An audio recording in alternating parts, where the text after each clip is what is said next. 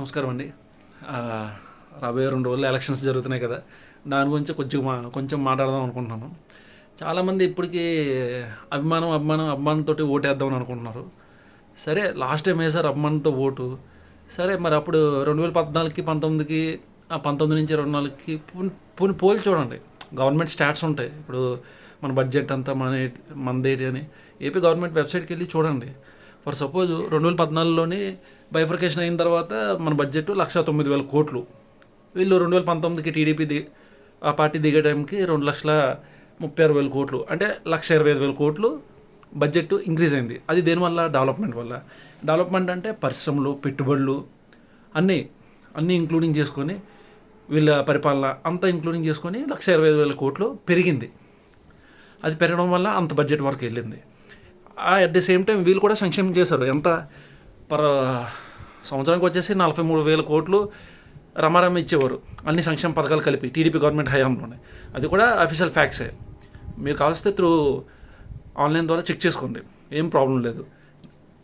Next, మన వాళ్ళు చేసిన అప్పు 5 సంవత్సరాలు కలిపి 2 లక్షల, అంటే బైఫర్కేషన్ అయిన తర్వాత మనకు వచ్చిన అప్పు 1,43,000 కోట్లు. బైఫర్కేషన్ అయిన తర్వాత నుంచి 2019 వరకు మనకి ఈ మధ్యలో ఉన్న అప్పు 2,64,000 కోట్లు, అంటే రమారమి 1,20,000 కోట్లు చేశారు అప్పు.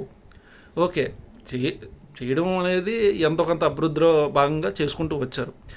దాని ద్వారా వాళ్ళ సిస్టంలోని వాళ్ళు 5 సంవత్సరాలు కలిపి 1,25,000 కోట్లు ఎంతో అప్పు చేశారు. ఓకే, అది అయ్యింది. ఇప్పుడు ఏమొచ్చిందంటే 2019 నుంచి 24 వరకు ఆ స్టాట్స్ చూడండి. 2019లోనే జగన్మోహన్ రెడ్డి పెట్టడంకి 2,30,000 కోట్లు బడ్జెట్ ఉండేది. అక్కడి నుంచి ఇప్పుడు 2024కి 2,86,000 కోట్లు, అంటే 50,000 కోట్లు. 50,000 కోట్లు అంటే పెరగడం దేనివల్ల పెరుగుతుంది? డెవలప్మెంట్ అయితే పెరుగుతుంది. కానీ మీరు డెవలప్మెంట్ అనుకుంటున్నారేమో, డెవలప్మెంట్ మాత్రం కాదు. ఎందుకంటే ఇందులో ఒక చిన్న లాజిక్ ఉంది. ఎందుకంటే లాస్ట్ టైం గవర్నమెంట్లోని కరెంట్ ఛార్జీలు కానీ, విద్యుత్ ఛార్జీలు కానీ, నెక్స్ట్ ఇంటి పనులు కానీ, ఆస్తి రిజిస్ట్రేషన్ కానీ, ఆ ఛార్జెస్ అమాంతంగా ఏం పెంచుకోలేదు. పెంచినా ఒక మొత్తాలు పెంచారు. కరెంట్ ఛార్జీలు అయితే ఒకసారి కూడా పెంచలేదు 14 నుంచి 19 వరకు. ఇప్పుడు 19 నుంచి 24 వరకు కరెంట్ ఛార్జీలు 8 సార్లు పెంచాడు. హౌస్ ట్యాక్స్ 15% పర్ ఇయర్ 15% పెంచుకుంటూ వెళ్ళాడు. ఇప్పటికి 24లో కూడా పెంచుకుంటూ వచ్చాడు. నెక్స్ట్ రిజిస్ట్రేషన్ ఛార్జెస్, చెత్త పన్ను, అవి ఇవి. ఇసుక అప్పుడు ఫ్రీగా ఉండేది, ఇప్పుడు ఇసుకతోటి గవర్నమెంట్కి ఆదాయం వెళ్తుంది. ఈ ట్యాక్స్లన్నీ కలిపి ఆదాయం పెరిగింది. అంతేగాని డెవలప్మెంట్ చేసి ఒక పోలవరం కట్టి ఆ డెవలప్మెంట్ చేసి దాని ద్వారా ఆదాయం అయితే పెరగలేదు. ఆ స్టేజ్లో ఉన్నాం. ఓకే, వీళ్ళు 2,86,000 కోట్ల వరకు పెరిగింది. దాని తర్వాత ఇప్పుడు మనకి ఇది ఉంది ఏంటి, మనకున్న అప్పు ఎంతండి? అప్పుడు 2,64,000 కోట్లు ఉండేది, 64,000 కోట్లు ఉండేది ఎప్పుడు 2019లో. ఇప్పుడు ఎంత ఉంది? రమారమి 10,50,000 కోట్లు డైరెక్ట్గా అప్పు, గవర్నమెంట్ అఫీషియల్ కౌంట్స్ ప్రకారమే. అంటే డిఫరెన్స్ చూడండి, 2,64,000 కోట్లకి 10,50,000 కోట్లకి రమారమి 8 లక్షలు. ఆ 8 లక్షల కోట్లు ఎక్కడ ఏం చేస్తారు? పోనీ వీళ్ళు కూడా సంక్షేమం ఇచ్చారు. సంవత్సరానికి వీళ్ళు సంక్షేమం మీద ఖర్చు పెట్టేది 60,000 కోట్లు. 60,000 కోట్లు అంటే 5 సంవత్సరాలు కలిపి 3 లక్షల కోట్లు. పోనీ తీసేయండి, ఆ 8లో 3 తీసేస్తే 5 లక్షల కోట్లు. 5 లక్షల కోట్లు ఏం చేస్తారు? ఏ డెవలప్మెంట్ చేస్తారు? ఏ పోలవరం కట్టిస్తారు? ఏ రాజధాని కట్టిస్తారు? ఏ రైల్వే జోన్ తీసుకొస్తారు? ఏ రోడ్లు వేస్తారు? ఏ బిల్డింగ్లు కట్టిస్తారు? కట్టేస్తే కనిపించాలి కదా. ఎక్కడ కనిపించాయి? ఎక్కడ ఏ ఊళ్ళో ఉన్నాయి? వాటికి సమాధానం చెప్పండి. చదువుకున్న వాళ్ళు ఈ స్టాట్స్ అవన్నీ చూడకుండా అభిమానంతో ఓటేసి ఆలోచనతో ఓటేయండి. అభిమానంతో ఓటేస్తే ఏటొస్తుంది? ఆలోచనతో ఓటేస్తే మన నాయకుడు మనల్ని ముందుకు తీసుకెళ్తాడు. అంతేగాని ఆలోచనతో ఓటేస్తే మన నాయకుడు మనల్ని ముందుకు తీసుకెళ్తాడు. అంతేగాని అభిమానంతో తీసుకెళ్తే మనం ఇంకా అప్పుల్లో కూరుకుపోయి మన తలసరాదాయం ఎంత మొత్తం సౌత్ ఇండియాలోనే మనదే మైనస్. మనకి ఒక్కొక్క నెత్తి మీద ఉన్న అప్పు మనిషికి 3 లక్షల వరకు ఉందంట అప్పు.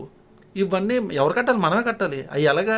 సంక్షేమ పథకాలు ఇస్తాడండి ఇవ్వడంలో పెద్ద ఇప్పుడు నేను 30,000 సంపాదించాను అనుకోండి, ప్రతి నెల 80,000 ఖర్చు పెట్టుకుంటున్నాను అంటే నెలకి 50,000 అప్పు. 50,000 అప్పు చేసుకొని తిన్నాం, అది మంచిదా? అప్పు చేసి పప్పు కూడా తింటున్నాను.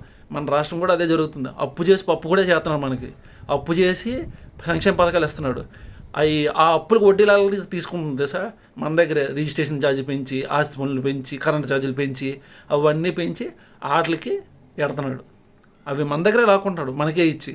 అది మనం ఆలోచించాలి.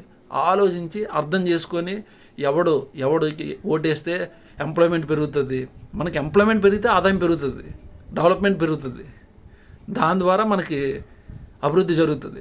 అంతేగాని సంక్షేమం ఇచ్చాడు సంక్షేమం, నేనే ఇవ్వలేదు అంటలేదు. అది ఒక్కదాని వల్లే మాత్రం అభివృద్ధి జరగదు. అది ఒక్కదాని వల్లే అనుకుంటే మనం ఇంకా దిగజారిపోతాం, మన బతుకుని సర్వనాశనం మనమే చేసుకుంటాం. అది మీ ఓకే వదిలేస్తున్నా.